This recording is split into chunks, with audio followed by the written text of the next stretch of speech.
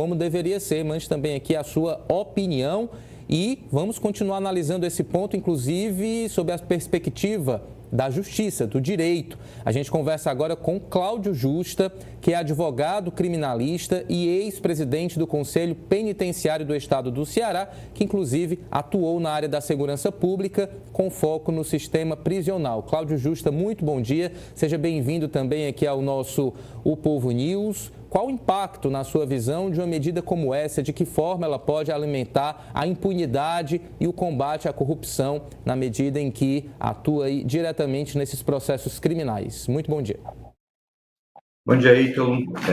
Mais uma vez é um prazer participar do seu programa, sempre com temas extremamente relevantes.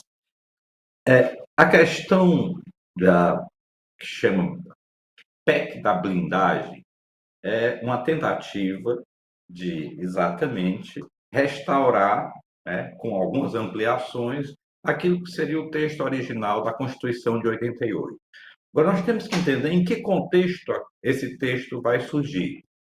A Constituição de 88, ela vem como uma restauração, né, uma renovação da ordem jurídica nacional após um período de exceção, né, de ditadura militar, em que as liberdades, inclusive o exercício parlamentar e judicial, era inteiramente tutelado pelo Executivo.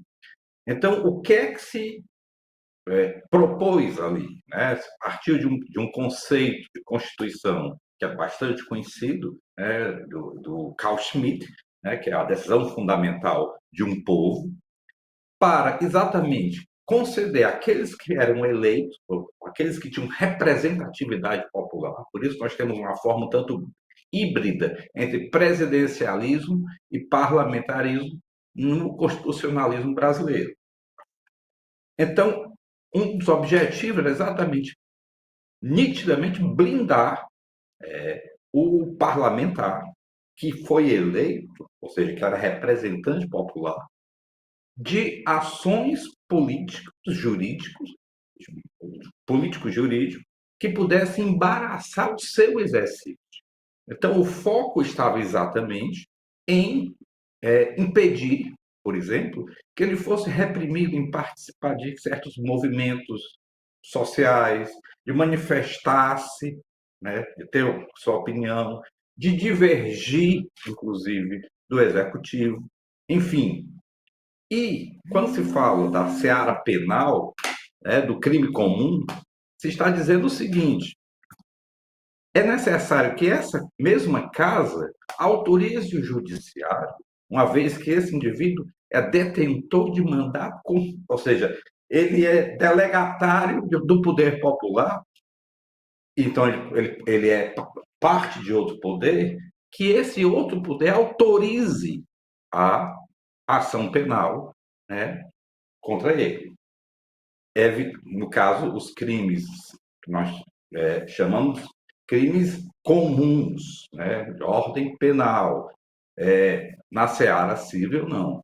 Hoje o contexto mudou, como o professor muito bem destacou, e nós vemos um ativismo que tem característica de tentar destituir a ordem jurídica constitucional. Isso é que é complicado. Então, é um outro contexto e que há necessidade de uma discussão mais profunda. Eu não sou contra que aquele que é representante do povo seja blindado, no sentido de ter prerrogativas e garantias conservadas, mas nós temos que ver o limite dessas garantias para exatamente não termos abuso.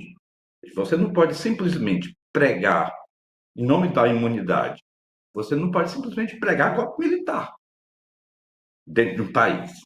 Você me entende? Você não pode se utilizar, por exemplo, de prerrogativas parlamentares, de imunidade parlamentar, para dizer que deveríamos instituir um Estado nazista. Ou fazer uma manifestação nazista.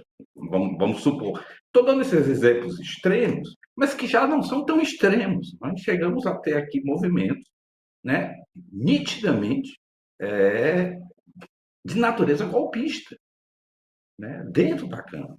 Né? Então, isso é uma situação que deve ser discutida.